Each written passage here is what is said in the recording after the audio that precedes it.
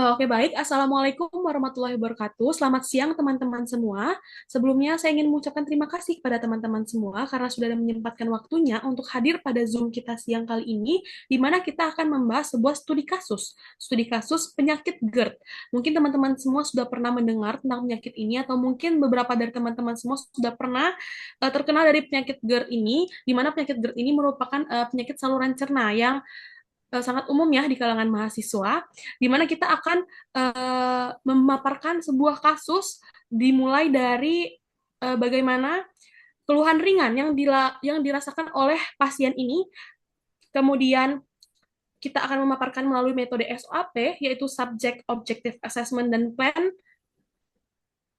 Dan melalui presentasi ini, kita akan meninjau perjalanan keluhan pasien, faktor resiko yang mempengaruhi munculnya gejala, hingga hasil pemeriksaan penunjang, serta pendekatan penata laksanaan yang mencakup terapi obat dan modifikasi gaya hidup. Sebelum kita masuk ke kasusnya, rekan saya akan memperkenalkan rekan-rekan yang akan mempresentasikan studi kasus GERD pada hari ini. Boleh next slide.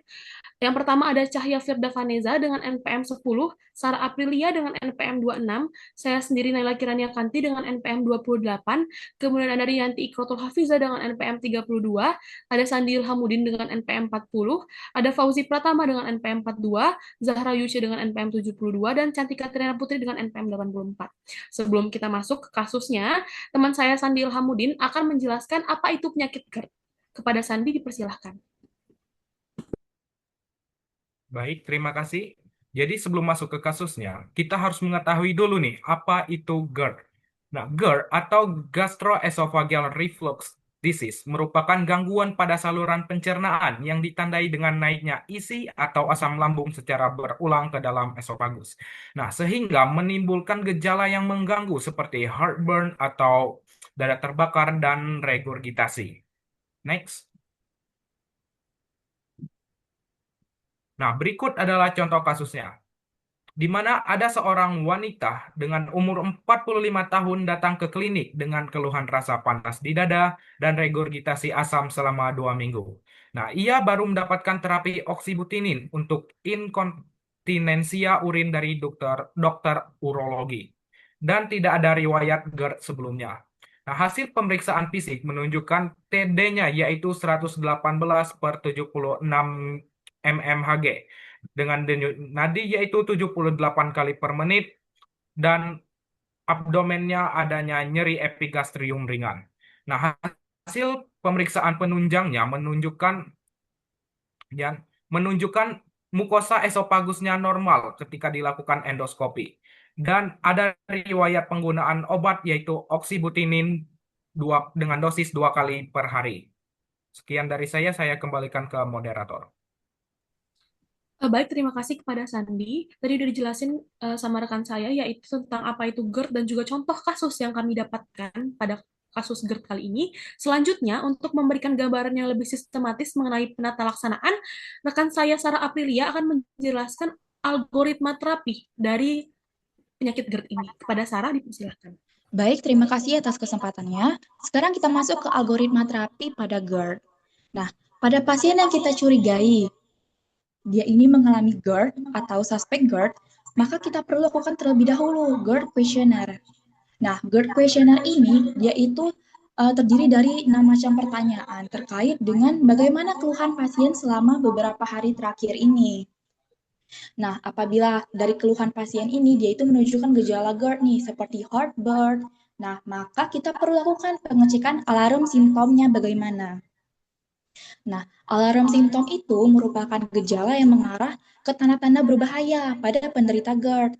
Misalnya setelah kita lakukan endoskopi nih, ternyata ada ulcerasi di mukosa bagian lambungnya atau usus yang dekat lambungnya. Nah, maka itu kita perlu lakukan rujukan. Sudah lebih tinggi lagi itu penanganannya. Sedangkan pada pasien yang kita tangani ini, pada kasus ini, kebetulan tidak terdapat ulcerasi pada mukosanya. Berarti hasil alarm simptomnya itu negatif. Nah, kalau alarm simptomnya negatif, maka kita lakukan PPI test. PPI test itu bagaimana? Jadi pada pasien ini kita berikan tuh dosis ganda PPI. Nah, setelah kita berikan dosis ganda PPI, kita lihat reaksi pasiennya. Apakah nantinya itu si pasien GERD-nya itu bakalan mereda? Kalau GERD-nya mereda, berarti cukup sampai situ aja terapinya. Tapi kalau setelah pemberian PPI test ini, si pasiennya masih mengalami GERD nih, masih merasakan heartburn atau mual. Nah, berarti si pasien ini memang positif dia mengalami GERD. Kalau si pasien ini positif mengalami GERD, berarti kita harus berikan terapi. Terapinya bisa kita sesuaikan nantinya. Yang pastinya itu terapinya jangka waktunya hingga 8 minggu terhadap terapi GERD. Nah, setelah 8 minggu nanti kita lakukan lagi nih monitoring dan evaluasi. Apakah GERD penderitanya ini sudah sembuh atau berkurang atau masih dirasakan? Nah, kalau masih dirasakan, nah itu nanti bakalan kita lakukan rujukan berikutnya lagi.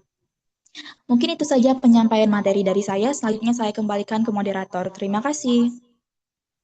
Baik, terima kasih Sarah. Sudah sangat jelas ya teman-teman secara sistematis bagaimana algoritma terapi dari GERD ini. Selanjutnya, kami akan memasuki bagian subjektif dari SAP yang akan dijelaskan oleh rekan saya Fauzi Pratama. Kepada Fauzi Pratama dipersilahkan. Baik, terima kasih kepada moderator Naila. Jadi saya akan jelaskan bagian dari subjeknya ya, dari bagian S-nya gitu ya. Tadi udah dijelaskan ya, sudah disebutkan juga sama Sandi bahwa jenis kelaminnya yaitu adalah wanita. Jadi ya. Kemudian keluhannya apa? Ada rasa panas di dada. Kemudian ada regurgitasi asam selama 2 minggu. Nah, kemudian tadi juga disebutkan sama pasiennya bahwa dia mempunyai riwayat oksibutinin untuk inkontinensia urin ya dari dokter urologi. Kemudian dia juga menyebutkan tidak ada riwayat GERD sebelumnya. Nah, ini adalah bagian subjek yang merupakan keluhan dari si pasien atau yang merupakan sebutan atau gambaran dari pasiennya itu ya.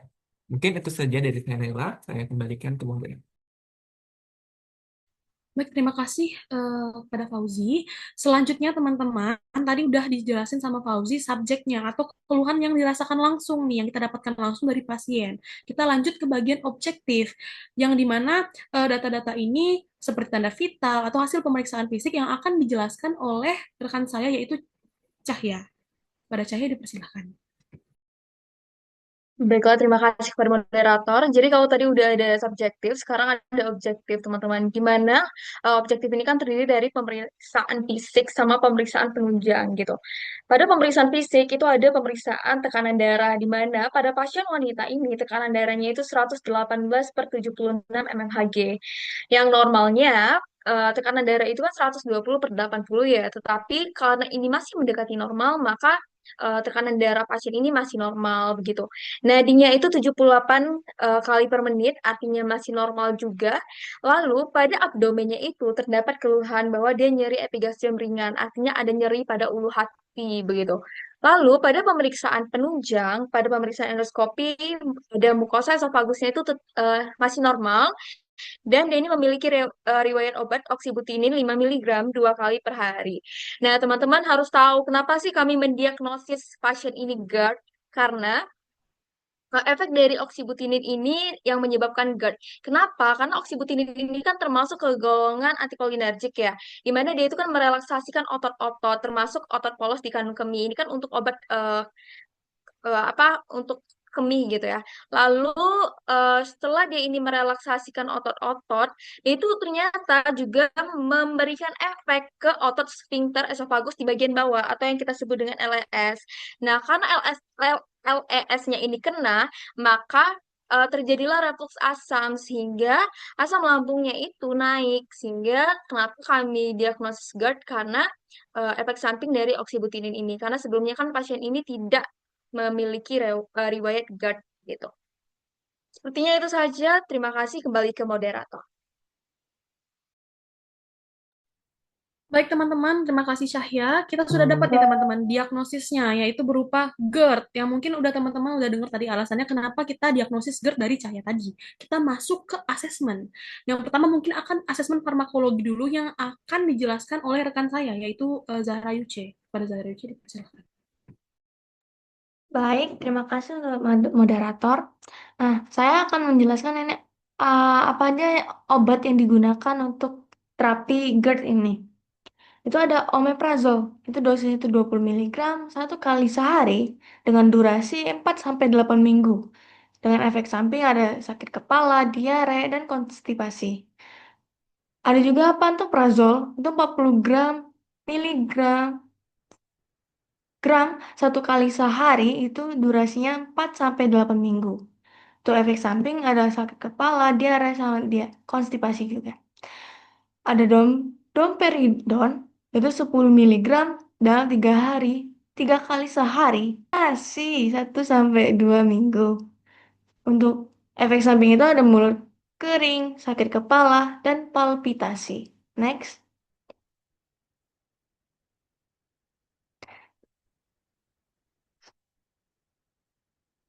Ada tididin,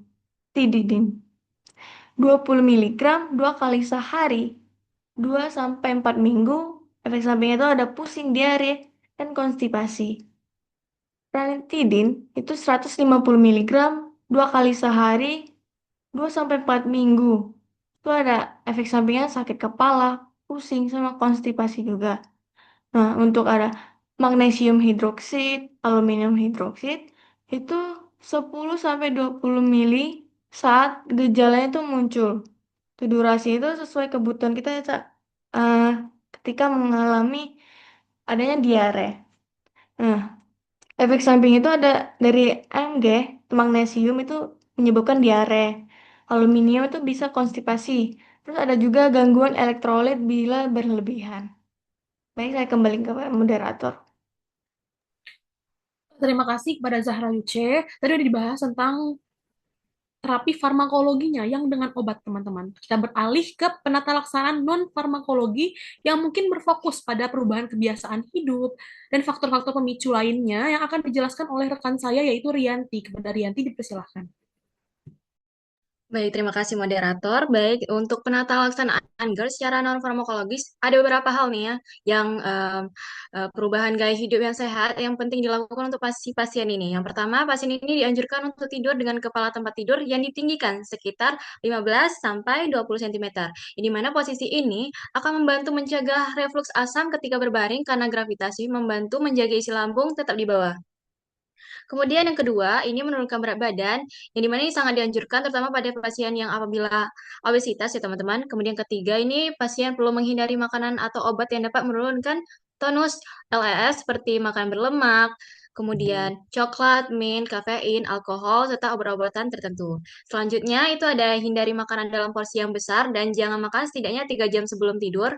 Kemudian, pasien harus menghentikan kebiasaan merokok dan konsumsi alkohol apabila melakukan hal tersebut. Nah, karena kenapa? Keduanya itu terbukti memperburuk refluks dan juga menghambat penyembuhan mukosa esofagus. Nah, pasien juga dianjurkan memakai pakaian yang longgar, terutama di area perut, agar tidak menambah tekanan pada lambung. Dan yang terakhir, ini adalah manajemen stres. Ini sangatlah penting. Kenapa? Karena stres itu dapat meningkatkan persepsi gejala dan juga memengaruhi pola makan maupun pola tidur sehingga memperburuk kekambuhan dari GERD tersebut. Baiklah, saya kembalikan ke moderator.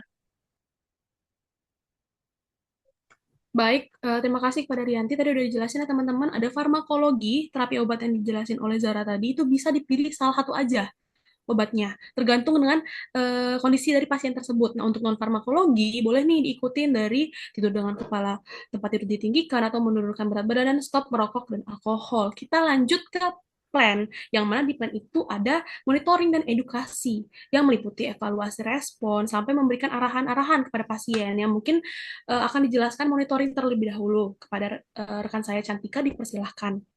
Baiklah, terima kasih kepada moderator. Nah, di sini saya akan menjelaskan tentang bagian monitoring dari kasus tersebut. Nah, ada beberapa hal yang perlu kita perhatikan. Yang pertama itu kita harus memantau perbaikan gejala, terutama apakah heartburn, regurgitasi, dan juga nyeri epigastrium itu berkurang dalam waktu 1 sampai 2 minggu setelah pasien menggunakan terapi PPI. Dan yang kedua, kita perlu cek kepatuhan pasien, mulai dari cara minum obat yang benar, yang dimana minum obat yang benar itu sebelum makan, sampai juga menjaga pola makan dan juga modifikasi gaya hidup yang sudah kita anjurkan. Ketiga, jangan lupa memantau efek samping seperti diare, konstipasi, dan sakit kepala. Kemudian yang keempat, kita juga harus waspada terhadap alarm alarm sign seperti disfagia, muntah darah, dan juga penurunan berat badan. Terima kasih. Saya kembalikan kepada moderator. Oke, jadi setelah monitoring tadi kita harus memberikan edukasi ya teman-teman kepada pasien. Di mana yang pertama kita harus menjelaskan bahwa keluhan itu kemungkinan dipicu oleh efek obat antikolinergik, bukan kondisi yang berbahaya, sehingga gejala tidak menunjukkan kondisi yang eh, pasien ini takutkan akan berbahaya, melainkan efek samping dari obat yang sedang digunakan. Kemudian, kita juga harus berpemahaman bahwa hasil endoskopi normal tidak menyingkirkan GERD karena banyak pasien itu mengalami GERD non-erosif, yaitu GERD tanpa luka atau peradangan yang terlihat pada pemeriksaan endoskopi. Kemudian, anjurkan kepada pasien untuk tidak menghentikan obat inkontinensia secara mandiri dan perubahan obat harus dilakukan melalui dokter karena dosis dan penghentiannya itu harus disesuaikan agar aman dan tidak memperburuk kondisi dari pasien tersebut. Kemudian yang keempat, tekankan bahwa perubahan gaya hidup itu perlu untuk dan bukan hanya dilakukan ketika gejalanya muncul aja gitu loh, karena manfaatnya itu bersifat kumulatif dan berpengaruh besar terhadap perbaikan yang jangka panjang. Kemudian yang terakhir, kita ingatkan pada pasien bahwa terapi obat lambung itu umumnya bersifat sementara, tergantung pada respon tubuh dan kepatuhan terhadap modifikasi gaya hidup yang dilakukan oleh pasien tersebut, dan tergantung sejauh mana pasien itu akan mematuhi perubahan gaya hidup yang dianjurkan. Baiklah teman-teman semua, terima kasih ya teman-teman semua, kelompok satu yang telah menjelaskan mulai dari subjektif, kemudian sampai ke plan juga. Mungkin kita semua sudah tahu GERD itu merupakan penyakit saluran cerna yang banyak kita jumpai, teman-teman semua. Melalui kasus pasien satu ini, kita dapat tahu penata laksanaan terapinya bagaimana, kemudian untuk farmakologi dan non-farmakologinya gimana, edukasi dan monitoring terhadap pasien itu gimana, dan pentingnya menjaga kesehatan tubuh kita sendiri ya terutama. Baik, mungkin itu saja yang dapat kami sampaikan dari kelompok satu. Lebih kurangnya kami mohon maaf. Terima kasih. Wassalamualaikum warahmatullahi wabarakatuh.